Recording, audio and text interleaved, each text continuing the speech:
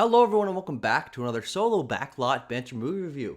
My name is Tucker Hazel. Today I'm here to talk about Michael Mann's latest feature, Ferrari, starring Adam Driver, and about the life of Enzo Ferrari, the creator of that so famous car brand and an avid racing fanatic and creator. And I have to be honest, I was only kind of looking forward to this movie. I have seen two other Michael Mann features to this day.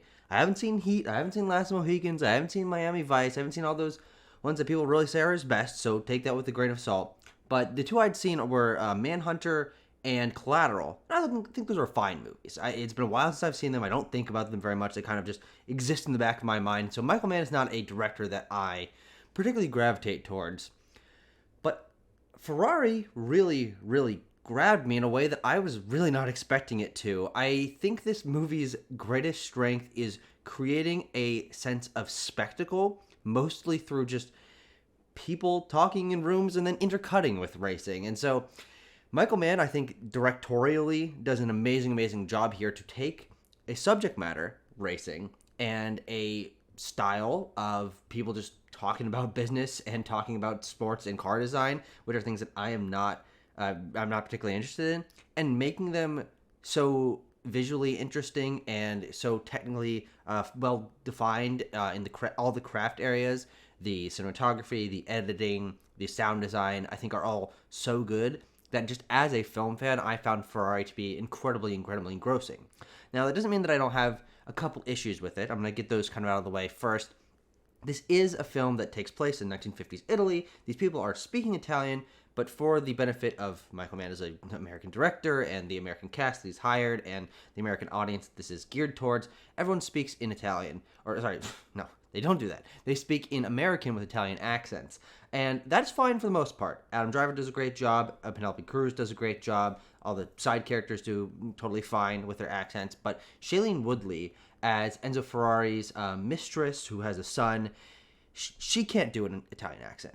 And it is distractingly inconsistent. And I love Shailene Woodley. I think she's a fantastic actress, but she can't do this accent. And it makes the emotional scenes that she's involved in really hit or miss, because sometimes she's just speaking in Shailene Woodley normal English voice, and then sometimes a little hint of an Italian accent will slip off. I'm like, okay. Frankly, I would have either had her do no accent, so she can use the full range of her expressive acting that we've seen in other films without having to turn that extra gear on with an accent, or I would have cast someone else that can do a better Italian accent. But she's like the third biggest player in this. Adam Driver and Penelope Cruz are the two leads of this, and so her being a little bit weaker of a performance isn't the end of the world, but it is very noticeable. And I think it also applies to some of the side characters. Actually, I would say most of the side characters. This movie is so focused on Enzo Ferrari and Penelope Cruz's character that there are a ton of characters that just exist to fill in the space. There are like 5 or 6 racers. There are a bunch of people that he's doing business with. There are people making his cars. And that just means there are just people everywhere that all know him and are all running up to him with questions and ideas and things. And it was so overwhelming that I think that they had somehow pared down the amount of time that each of these characters had and were able to just have a couple of characters and have them better well-defined. That would have really helped this movie in terms of connecting me to these characters. Though I also think that there's a reading of this where, because Enzo Ferrari is a very cold and calculating man, very distant from the people around him, maybe that's kind of the approach the film was taking, of not getting us super involved in the mindset of a lot of these characters. But there are some times when they try to have emotional scenes with these tertiary characters, and they just don't really work because there's just so many of them. And even Patrick Dempsey is in this movie in a surprisingly small role. And I mean, okay, luckily he's not doing an Italian accent. He's not a particularly interesting character. He's just one of the racers, and I'm like, oh, I've seen you in other movies. You're Patrick Dempsey, so that's why you click in my mind a little bit better than some of the other guys. But yeah, I don't know. I found the side character to be pretty lacking. I also think the movie starts off a little bit slow, and hard to follow at the beginning. But I think that once you get your Ferrari sea legs, like 20 minutes into the film, it really did engross me. And I'm going to get to those positive things now, of just how well made this movie is. That really just engrosses me as a film lover. I love searching for films that really tick my ear when it comes to how incredible the sound design is, or catch my eye in terms of shot composition or lenses. And this film absolutely does that. The primary thing that this film does is make some of the most engaging and clear and also expressive racing sequences I've ever seen. I am not really a racing movie guy. There are a couple that I kind of enjoy, but mostly they kind of just filter in the back of my mind. And even when a film is well shot and well edited and has good sound design for races, I usually don't find them that compelling. But Ferrari, I think, does a lot of very smart things with the Michael Mann's craft here with Ferrari, which is the races are almost always intercut with other things going on. So the drama does not stop when the races start, because this film is focused on Enzo Ferrari, who was a racer at one point, but no longer is.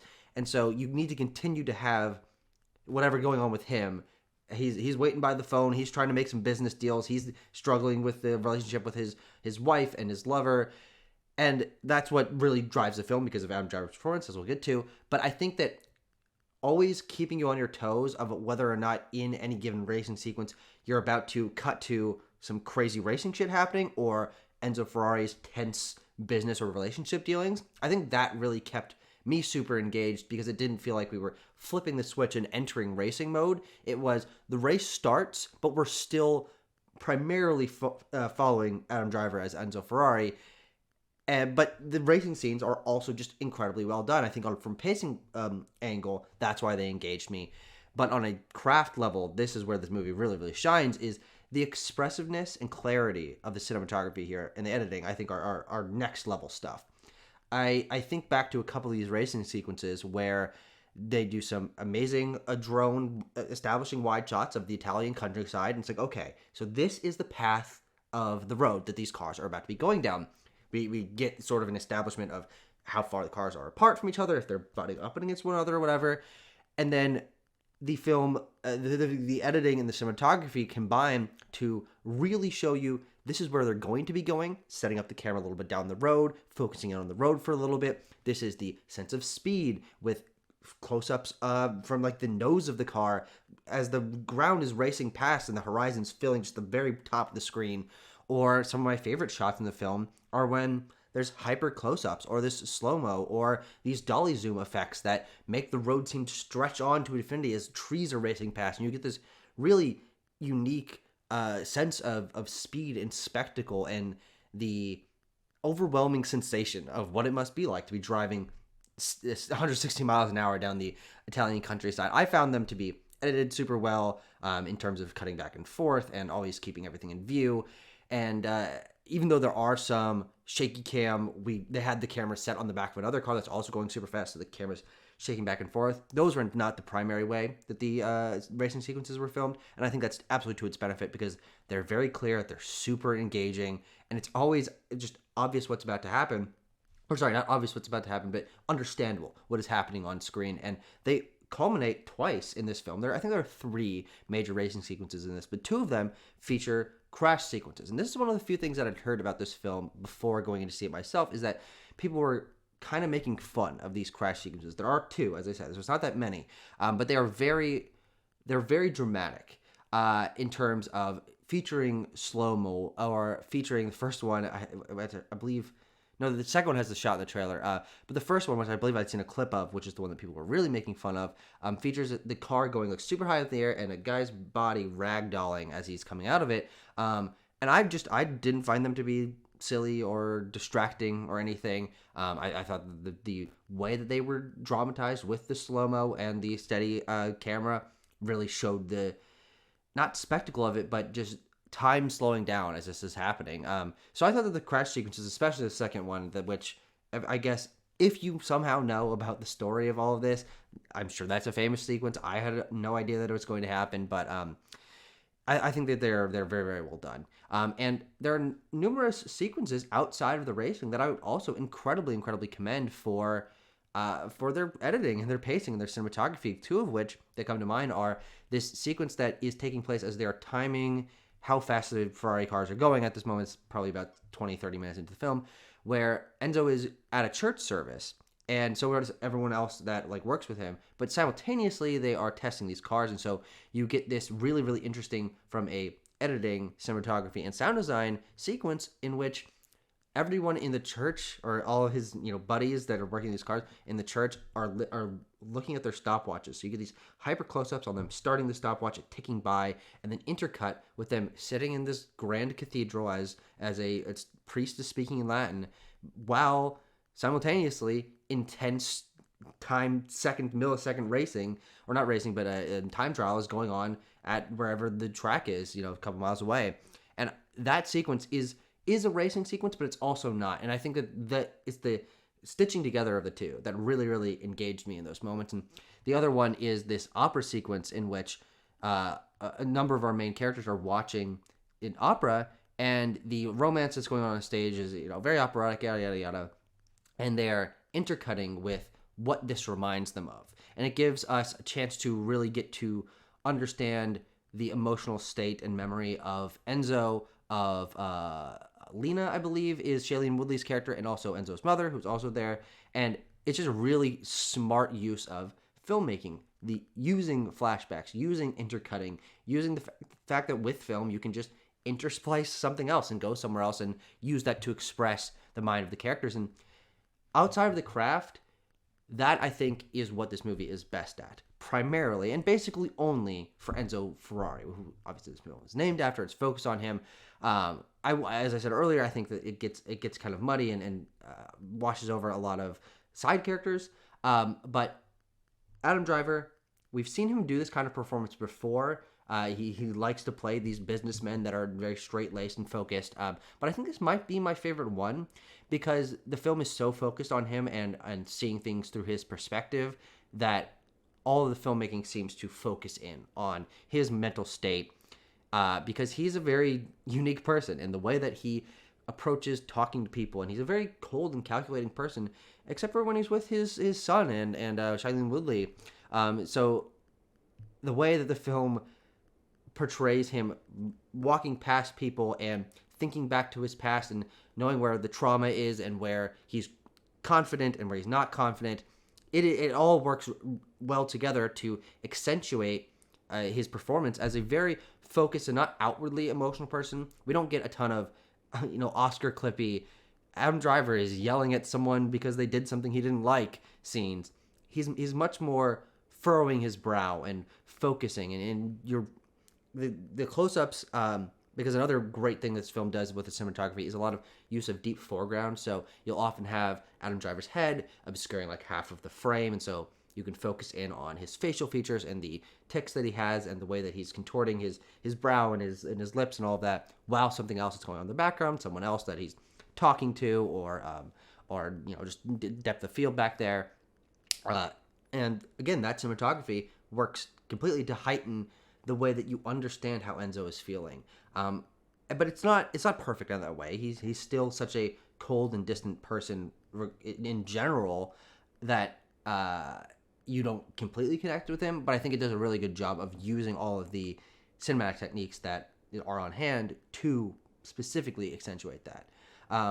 This film just is really about that passion and danger and obsession with racing. The way that he has a pretty big disregard for the danger of it. I mean, he'll give money to the victim, the wives of the racers that have died, but that's kind of as far as it goes. And he has this philosophy, which I think is pretty fascinating for the stakes of the film, of let the other guy mess up. Just don't hit the brakes. Keep going. Let the other guy flinch first, like playing chicken in Rebel Without a Cause. That's a good pull from me.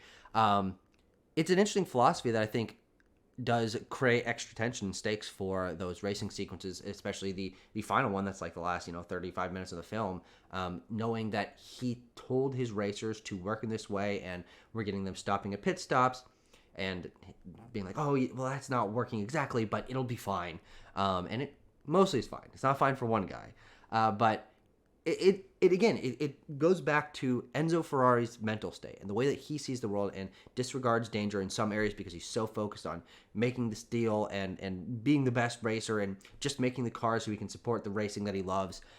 It's a fascinating look into the mind of someone that is passionate about things that I'm not passionate about, lived in a time period that I did not live in a country that I didn't live in, understanding the world and like mechanics in ways that I have no interest in learning. But this film, through the performance of Adam Driver, him bouncing off of Penelope Cruz, who also gets a couple of moments to really, really shine her performance, and the cinematography and the editing, it's just a very focused film. And it's far and away my favorite Michael Mann. Again, I've only seen 3 of his movies, this being my 3rd, and I thought the other ones were okay. I still have some of the other ones to get to, but as it stands, I really liked Ferrari. I was expecting this to be a film like, okay, yeah, Adam Driver's good and has some good sound design, but whatever at the end of the day. But no, I genuinely really liked Ferrari. I'm going to give this movie an 8.3 out of 10. I think it was really, really quite fantastic, and I recommend people go see it. I don't know how long it's really going to stick around in theaters, but Neon, thank you for picking this up and not having to go straight to Showtime, because I think the craziness of the sound design, rumbling of the seats really did heighten my experience of just being in the moment and focused on Ferrari. So again, strong recommendation for me. Go see it. Give me your thoughts in the comments. Join my Discord to talk to me. And I will see you guys for other movie reviews in the future.